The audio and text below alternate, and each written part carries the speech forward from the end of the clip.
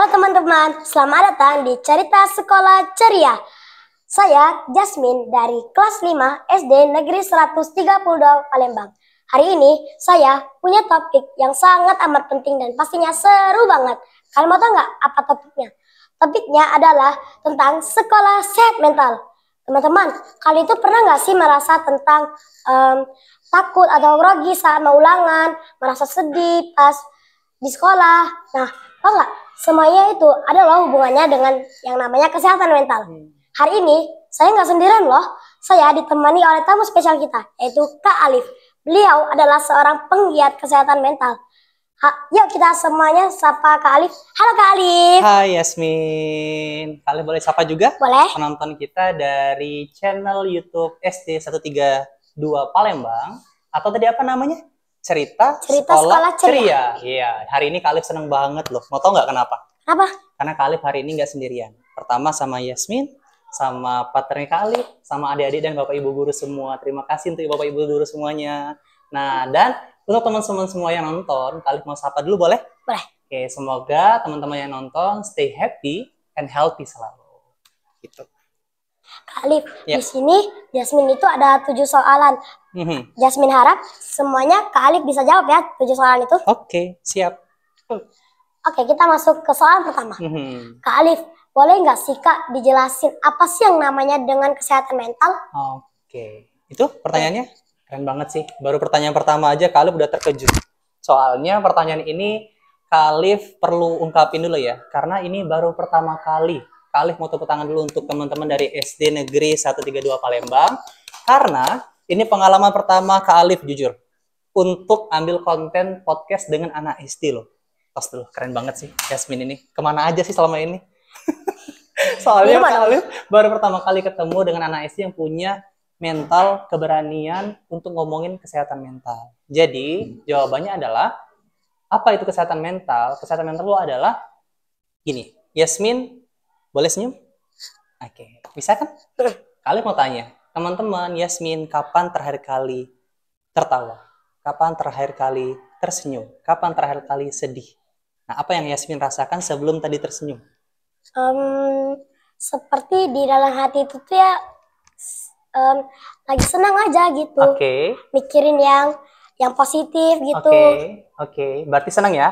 Nah, itulah namanya psikologi. Psikologi itu ada 3, Dek. Ngomongin perasaan. Tadi kan senang ya? Iya. Itu namanya perasaan. Nah, perasaan yang senang itu nanti bentuknya apa?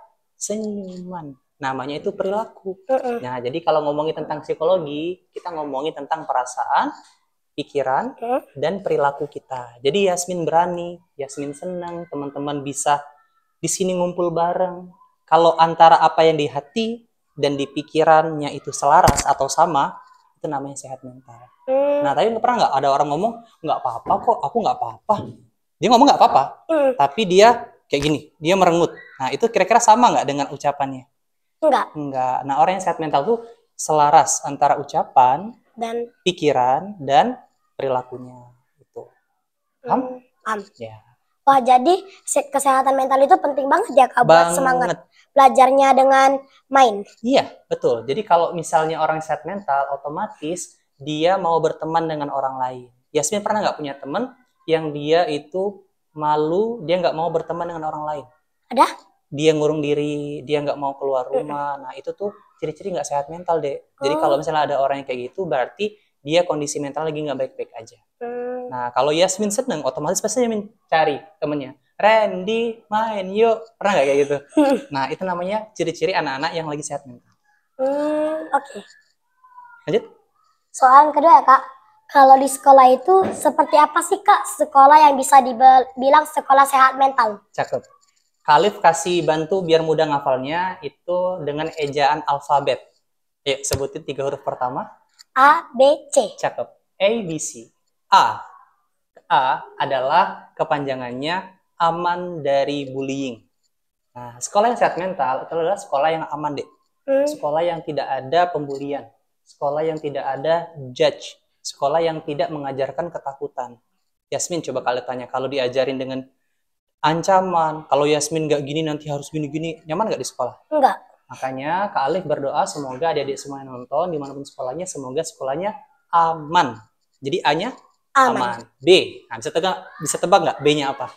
B. Nggak tahu. Oke, B-nya itu adalah berbagi. Yasmin, kalian mau tanya, Yasmin pernah nggak berbagi seminggu terakhir? Apapun. Pernah. Apa? Tadi baru aja di sekolah. Apa kalau boleh tahu? Berbagi makanan. Cakep. Itu yang kalian maksud. Berbagi itu nggak mesti materi, tapi yang Yasmin sebutin tadi itu berbagi makanan, minuman, bekal kalau kita bawa, tapi juga termasuk berbagi cerita, berbagi kebahagiaan. Yasmin memuji teman-teman Yasmin, kamu cantik banget hari ini, kamu ganteng banget. Itu berbagi juga. Karena sekolah yang sehat mental adalah sekolah yang terbiasa lingkungannya untuk saling mensupport. Ngasih. Kalau ada teman yang nggak bawa bekal, yuk kita kasih. Kalau ada teman yang bawa bekal terus dia lupa bawa minuman, kita kasih minuman. Jadi B-nya apa?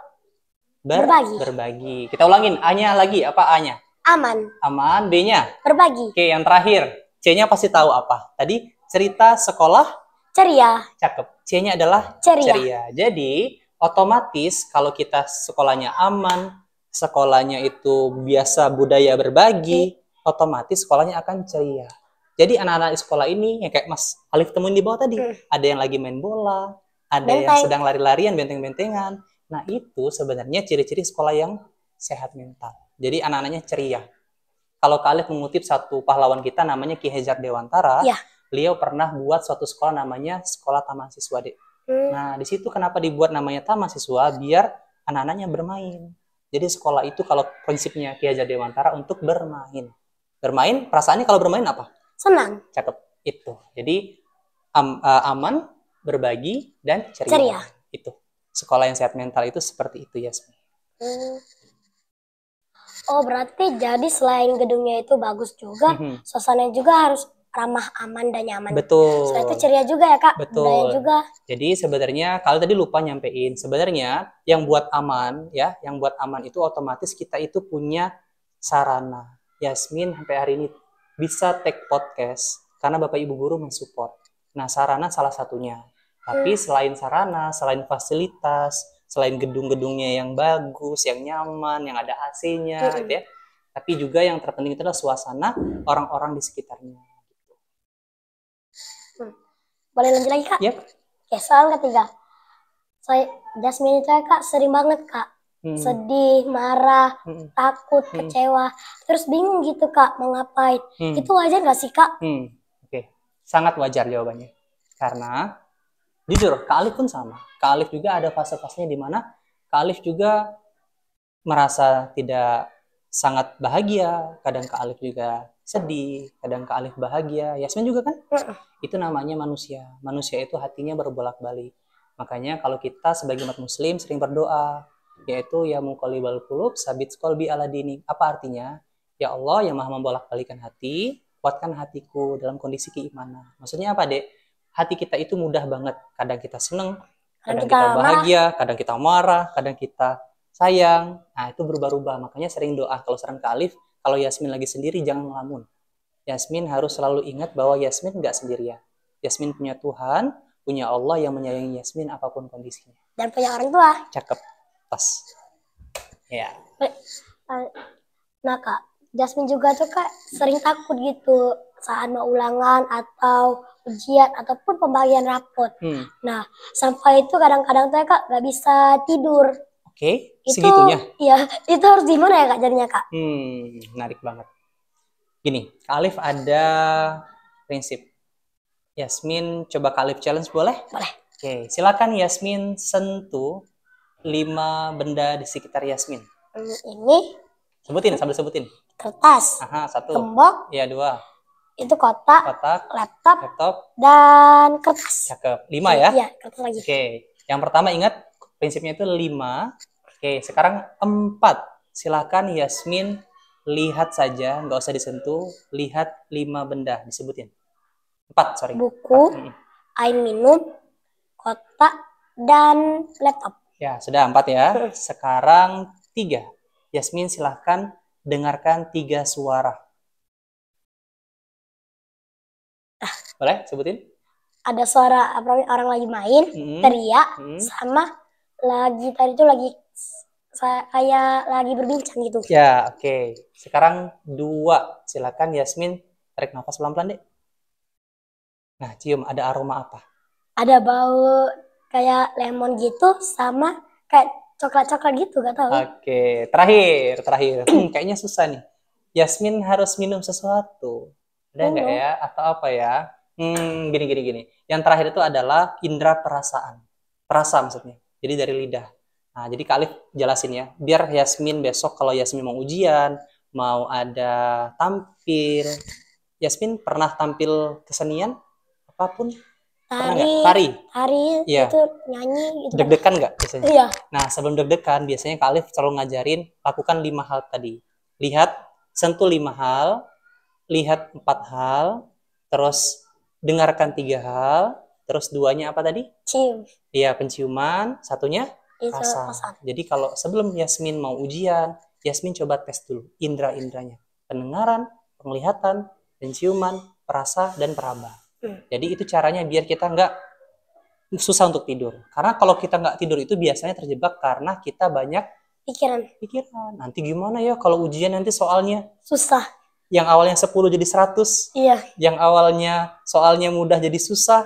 Nah, itu. Jadi itu namanya indikasi kalau dalam psikologi overthinking atau OVT. Nah, OVT itu kita bisa lawan dengan berpikir yang positif gitu, Adek. Boleh lanjut? Boleh? Oke, soal keempat. Kak Alif, kalau Jasmine itu sering lihat ya, ada teman Jasmine itu yang sedih karena dijauhi. Sudah lalu itu dia tuh sering teriak-teriak sendiri gitu. Iya, ada. Nah, itu tuh kita tuh bisa bantu apa ya Kak kira-kira? Bagus. Kita kalau dalam kondisi seperti itu, yang perlu kita lakukan pertama, hadir secara fisik tanpa banyak ngomong. Yasmin misalnya, kalau lagi sedih nih. Nah, Yasmin deketin aja. Deketin aja tanpa ngomong. Jangan nangis. Pernah nggak kalau ada orang nangis terus dibilang, kamu jangan nangis. Itu yang kurang tepat. Kalau ada orang nangis, jangan disuruh berhenti. Bukan berarti harus dibilang aja nangis terus. Enggak juga. Jadi biar berikan dia kesempatan. Soalnya kita kan nggak perlu terus menahan air mata. Kita kan juga manusia. Cakep. Jadi kalau adik-adik teman-teman lagi sedih, mau nangis, silahkan. Nah, tapi kalau kondisi yang lagi menangis, terus dikompor-kompor nangis-nangis terus berlebihan juga salah. Jadi kalau ada orang yang lagi sedih, Yasmin ketemu teman, deketin aja. Deketin, kalau dia perempuan, ya rangkul. Nah, kalau dia sesama laki-laki, cukup duduk aja di sebelahnya. Jadi, pesan ke Alif, deketin secara fisik. Nanti lambat laun dia sudah selesai nangis, tanya, Yasmin, apa yang bisa Kak Alif bantu? Yasmin, apa yang bisa saya bantu? Kalau nggak ada, kalau dia cuma diem, udah nggak apa-apa, kasih minum. Kalau dalam psikologi namanya cinta tanpa syarat. Apa Yasmin? Cinta tanpa syarat. Cinta tanpa syarat. Cinta tanpa syarat itu adalah kita memberikan kehadiran kita tanpa mengharuskan dia menjadi kuat. Jadi kalau dia harus nangis, dia harus sedih, dia menjauhi orang-orang, nggak apa-apa. Berikan dia ruang dulu. Biarkan dia sendirian dulu. Tapi ingat, kalau Yasmin nggak lihat dia lama, sehari, 2 hari dia hilang, jangan biarin. Karena biasanya kalau orang yang lagi kondisinya sedihnya banget, dia nggak mau ketemu orang, itu bahaya. Makanya Kak Alif minta tolong kalau Yasmin ketemu sama teman Yasmin yang tiba-tiba diam, tiba-tiba sedih, deketin. Yasmin main HP? Main. Ya chat aja, apa kabar? Udah makan belum? Gitu aja. Jangan kita kompor-komporin. Seperti share konten. Itu misalnya, kamu ini nangis terus, cemen. Apalagi kalau sampai dikatain kayak gitu kan, Yasmin senang nggak digituin? Enggak. Nah, jangan lakukan apa yang kita nggak sukai. Jadi lakukan orang itu, treat orang sesuai dengan apa yang kita sukai. Nah, Kak, kalau Jasmine juga nih sering lihat orang yang lagi mengejek atau memarahi atau juga membuli. Itu tuh wajib nggak ya kita laporin ke guru? Bagus, menarik. Ini sebenarnya jadi tantangan di cukup banyak sekolah. Kak Alif juga sering kok sebagai guru BK, Kak Alif dulu sempat bantu cukup banyak kejadian di sekolah Kak Alif. Dan memang penanganan orang yang dibully atau orang yang membuli itu hati-hati deh. Jadi gini, Kak Alif kasih prinsipnya ya. Orang yang membuli biasanya itu adalah korban dulu. Iya. Contoh, misalnya Yasmin punya teman namanya A. A membuli si B. Ternyata A dulu tuh pernah di korban bully. Nah, bener. Si A ini dulunya korban bully yang tidak memaafkan kejadian dia di masa lalu. Sehingga ketika dia ketemu sama si B, dia melampiaskan emosinya ke B. Percaya nggak kalau B nanti akan jadi pembuli juga? Kalau si B nggak diobatin, dia dendam, dia akan menjadi pembuli lagi. Makanya gini, manusia itu sebenarnya tidak mau melakukan kejahatan.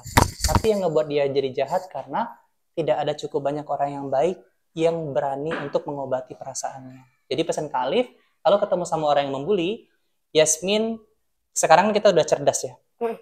Kalau kita mau bantu orang juga dengan cerdas, kumpulkan bukti-bukti. Entah Yasmin rekam dari jauh, Yasmin foto perilakunya. Nah, itulah yang akan menjadi kotak suara. Mungkin kita tahu ya, ini kalian Kotak suara hati. Nah, bisa nanti Yasmin cetak fotonya atau laporkan di sini tanpa menyertakan identitas Yasmin. Karena gini, Khalif juga sering ketemu sama sesuatu yang dia tahu, dia punya bukti, tapi dia takut cerita sama mereka. Karena nantinya tuh ya cepu ya, tahu nggak cepu? Nanti dibilangin cepu. Nanti maaf, mungkin Bapak Ibu guru, mungkin ada yang mungkin Khalif nih ya, mungkin kita nggak sengaja nyebutin, kita dapat informasi dari siapa. Nah yang seperti itu memang hati-hati banget, karena kan jangan sampai Yasmin yang mau niatnya baik, mau bantu, jadi Yasmin yang dibilang cepu. Nah, gitu. Nyambung nggak kira-kira? Nyambung. Jadi caranya laporkan, kumpulin bukti. Yang kedua coba laporkan dengan orang yang lebih dewasa. Tapi kalau Yasmin punya bela diri, kemampuan, si temannya tadi sudah kondisinya sudah dipukul, sudah main fisik, Yasmin punya kemampuan, Yasmin kita boleh bela. Boleh bela secara langsung, tapi jangan sampai dipukul. Yasmin cukup lerai aja. Seperti ini, kamu itu nggak boleh kayak gitu, nanti dianya terluka. Nah sebenarnya dua-duanya bahaya ya, baik fisik, itu fisik nanti bahayanya ke fisik. Tapi sebenarnya yang lebih bahaya itu adalah verbal. Verbal itu apa? Ucapan. Iya, ucapan seperti, kamu ini itu banget, lebay banget, kamu ini cemen banget. Nah, terus setelah itu banyak kan yang bilang, kamu ini jelek banget. Iya, ya. Itu lebih berbekas di hati. Makanya kali pesan kalau yang seperti itu direkam. Biar nanti Yasmin punya bukti yang itu akan bisa jadi bahan untuk Yasmin cerita sama orang yang bertanggung jawab. Nyambung ya, Dek? Ya, kali berdoa semoga teman-teman dimanapun yang nonton selalu Allah lindungi, punya teman-teman yang baik, punya Bapak Ibu guru yang baik, dan punya support system yang baik biar kita tidak terjadi bullying dimanapun. Oke, Yasmin? Oke, lanjut. Soalan kelima. Orang tua dan guru itu bisa bantu juga nggak ya, Kak? Biar sekolah itu makin sehat mental. Bagus. Yasmin pernah nggak jalan-jalan ke atau melihat kalau orang lagi ada bangun-bangun rumah gitu ya, yang gede gitu kan? Pernah nggak lihat alat yang kayak dia tuh skavator yang dari atas ngambil? Nah, jadi sebenarnya skavator itu kan dia fungsinya ngambil dari atas ya, Dek ya. Terus ngambil tanah atau dia ngambil batu-batu yang berat dari atas kan? Nah, sebenarnya sama seperti itu juga prinsipnya. Ayah, ibu, umi, abi, bunda, apapun sebutannya orang tua kita, ataupun guru, bapak ibu guru, atau kakak, itu mereka itu punya pengalaman yang lebih daripada ekskavator. Daripada kita. Daripada kita sebagai seorang anak, benar? It's okay. Ya, jadi kenapa kalau kayak gini bilangnya? Benar, mirip seperti ekskavator tadi. Jadi mereka tuh di atas, Dek. Nah, mereka di atas sedangkan kita di bawah. Kita kondisinya belum ada pengalaman. Kayak apa tadi? Kayak alat ekskavator. Dari atas dia merangkul kita. Ayo Yasmin, kamu pasti bisa diangkatnya. Tapi dari atas. Jadi mereka yang punya pengalaman, mereka ngasih nasihat, Yasmin nggak apa-apa kok, kamu nggak apa-apa. Atau kalau juga dibilang, ayo terus semangat, nggak apa-apa. Dibantu dari atas ke bawah. Kalau dalam psikologi namanya teori scaffolding. Apa deh? Teori scaffolding. Ya, cipta pinter. Scaffolding itu pencetusnya salah satunya dari seorang ilmu psikologi di bidang pendidikan edukasi namanya Piaget. Nah, itulah yang menciptakan teori scaffolding itu. Sama seperti yang kalian jelasin tadi. Orang yang lebih berpengalaman, orang yang lebih punya ilmu yang cukup banyak, orang yang punya wawasan yang luas dari atas tuh bantu yang kita yang masih belum punya kemampuan. Jadi dia ngebantu. Jadi harus orang tua, guru punya kewajiban untuk ngebantu kita sebagai murid. Tapi Kak Jasmine tuh takut gitu kalau mau ngelaporin ke orang tua. Takutnya nanti orang tua Jasmine malah bilang kayak gini. Kamu itu hanya seperti itu aja, kamu udah nangis. Cemen banget sih kamu. Nah, jadi Jasmine tuh nggak tahu harus gimana. Oke. Sebenarnya kan mungkin bukan orang tua Yasmin. Maksud Mas Alif kayak gini. orang tua itu bisa jadi orang tua fisik kandung kita atau orang-orang yang lebih tua daripada kita umurnya ya. Nah, anggap saja yang Kak Alif maksud itu adalah orang yang umurnya lebih tua. Kadang ada orang yang lebih tua tuh dia sok pinter, dia sok tahu. Nah, mungkin Yasmin ketemu sama orang asing bilang, iya Yasmin tuh kayak kamu tuh sok tahu, kamu tuh lebay banget. Ada yang ngata-ngatain gitu mungkin ya. Nah, kalau ada orang yang ngata-ngatain gitu, percaya sama Kak Alif. Ini nggak maksud sama sekali untuk ngejudge, tapi prinsipnya dek, orang sakit itu nyakitin. Orang sehat, nyehatin. Maksudnya apa? Kalau adik punya rasa, terus adik itu mau curhat, tapi dengan adik curhat sama orang itu bukan malah justru didengerin, tapi malah dikatain. Bisa jadi orang itu sedang sakit, orang itu sedang butuh pengobatan, atau orang itu sedang butuh bantuan. Jadi nggak apa-apa, maafin. Kita kalau bahasa Jawanya itu adalah yang waras yang ngalah. Jadi kalau kita waras ya udah kita yang ngalah, kita yang menerima, kita yang minta maaf dan kita mau menerima itu. Jelas? Jadi nggak apa-apa cerita. Lagi lanjut? Yep. Oke, soal ke-6. Kalau anak-anak itu ya Kak, banyak yang mau mentalnya itu lebih sehat setiap hari. Nah, Kakak itu ada nggak tips sederhana aja? Biar lebih sehat mental. Oke, yang pertama, biar lebih sehat mental, bangunnya lebih pagi. Ya, karena gini, kenapa Kak Alif minta tolong bangun lebih pagi? Karena di pagi hari itu Allah berikan kita udara yang segar. Sebenarnya, kenapa tadi Kak Alif bilang pikiran? Nah, di pikiran ini kan sebenarnya isinya itu adalah oksigen. Kalau pagi hari ketika ngirup udara segar, coba tarik nafas. Oke, mesin. Sekali lagi tarik nafas. Tenang nggak? Padahal ini udah siang hari loh. Coba bayangin kalau kita tarik nafasnya pas pagi hari tadi. Lebih segar nggak? Nah, jadi caranya biar kita lebih sehat mental, pesan ke Alif, bangun lebih pagi dan keluar kamar, hiruplah udara segar. Sambil mengucap dalam hati, ya Allah terima kasih untuk hari ini. Udah dikasih 1 hari lagi kesempatan untuk sekolah. Jadi pesan ke Alif dimanapun teman-teman yang nonton, bangun pagi dan bersyukur. Kalau kita biasa di Islam diajarkan kan doa ya. Alhamdulillahi ahyana ba'da ma amatana wa ilaihin nusyur. Setiap pagi kita doa, kita bersyukur, ya Allah terima kasih 1 hari lagi dikasih hadiah untuk hadir, 1 hari lagi untuk bisa main-main. Benar ya? Itu yang pertama. Yang kedua, pesan ke Alif, kalau pengen bahagia, pengen sehat mental, awalilah hari dengan berbagi. Yasmin punya kucing nggak? Punya. Coba kasih makan kucing. Setiap hari malahan. Nah, cakep. Itu kebiasaan yang bagus. Kalau Yasmin punya teman, dia merasa dia nggak bahagia, dia ngerasa dia nggak berarti bisa jadi dia kurang berbagi. Orang yang biasa berbagi, dia akan merasa bahagia yang tidak ada putus di hatinya. Jadi yang kedua adalah perbanyak berbagi. Oke? Yang ketiga yang penting, jangan pernah berhenti belajar. Jadi sekarang ini banyak, Yasmin bisa belajar lewat YouTube, Yasmin bisa belajar lewat Google, lewat Instagram, berbagai macam media sosial, bahkan dari buku masih ada kan?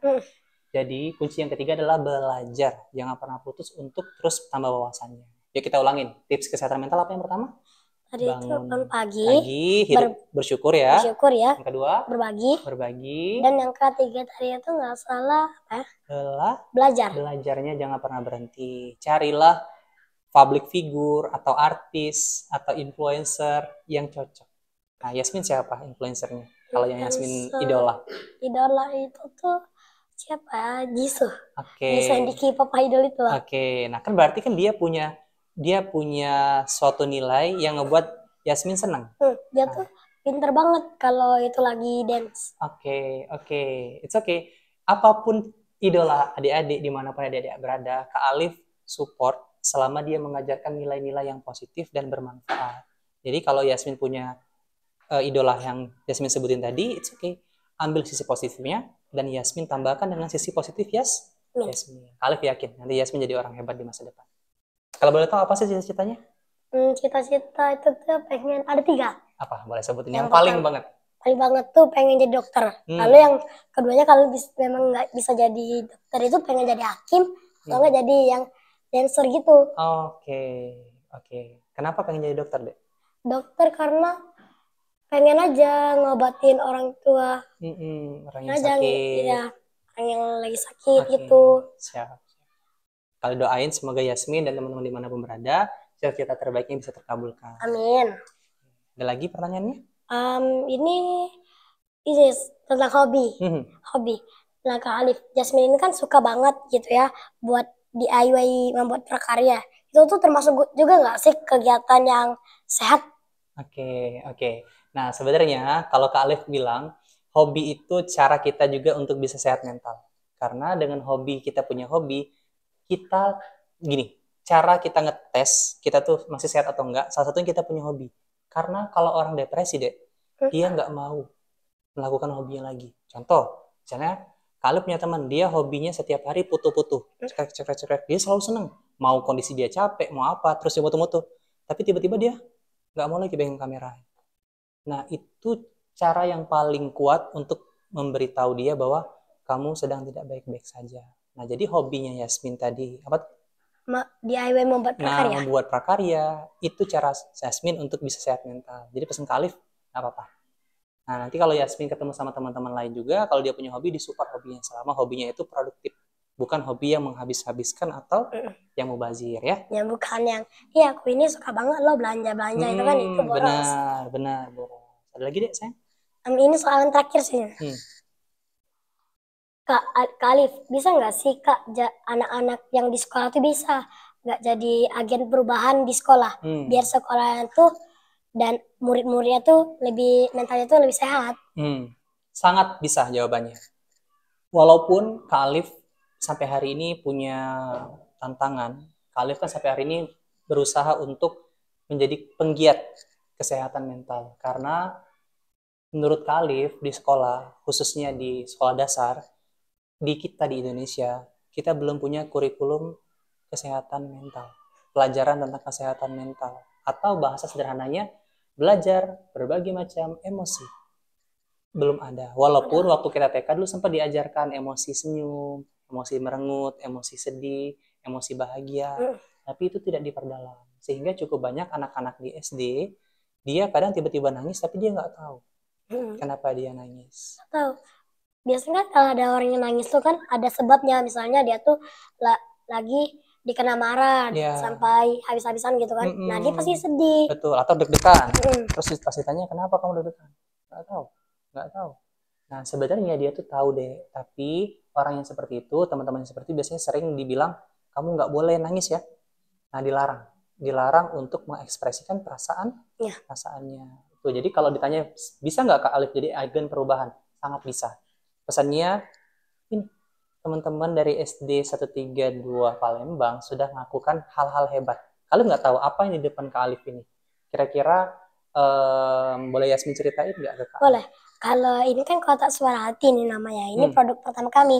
Produk ininya dia tuh bisa mengetahui tentang isi-isi suara hati. Kan di SD ini kan juga masih banyak tuh orang yang seperti kadang-kadang tuh tiba-tiba senang, kadang tiba-tiba sedih.